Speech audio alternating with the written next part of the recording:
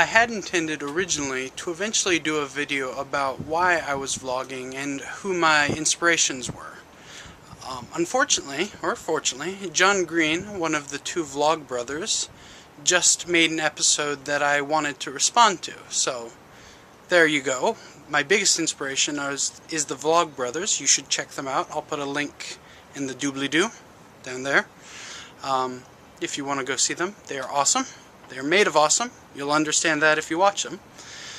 But now to my response. One big difference between award-winning young adult authors like John Green, represented here by the Valley Library, and amateur philosophers such as myself, represented here by Hovland Hall, home of Oregon State University's now defunct philosophy department, is that John Green dispenses deep, meaningful, and beautiful thoughts, like a good neighbor dispenses candy on Halloween, whereas philosophers tend to dispense them wrapped in 500-page treatises.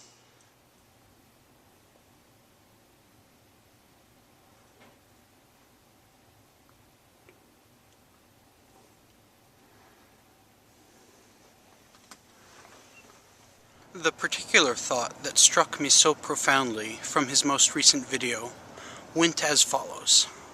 While visiting the boarding school at which he attended high school during the summer when it lay abandoned due to season and temperature, he noted that at first it felt as though it were a ghost town.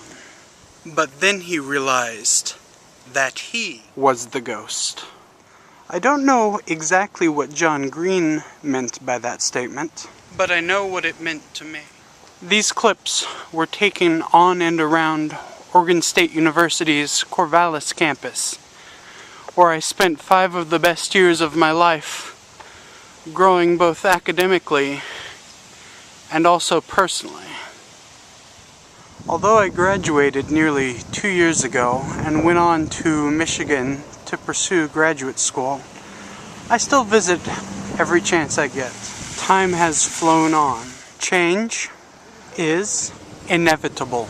One evening, during a visit in my first year away, I walked down Monroe Street, and as I wandered in between the throngs of current students, it occurred to me that they are the Oregon State of the present.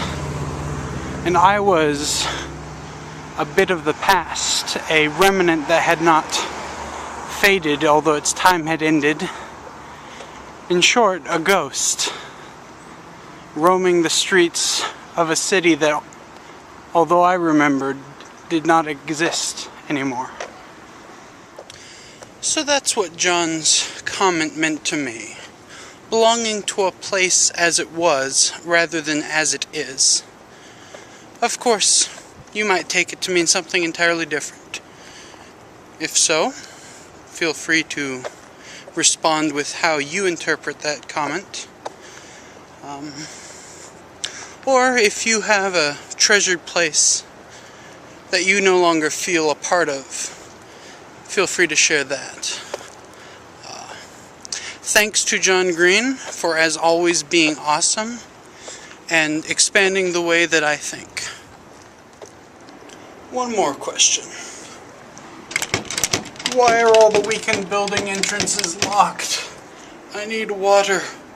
I'm so thirsty. Public water fountains that don't run non-stop for the win.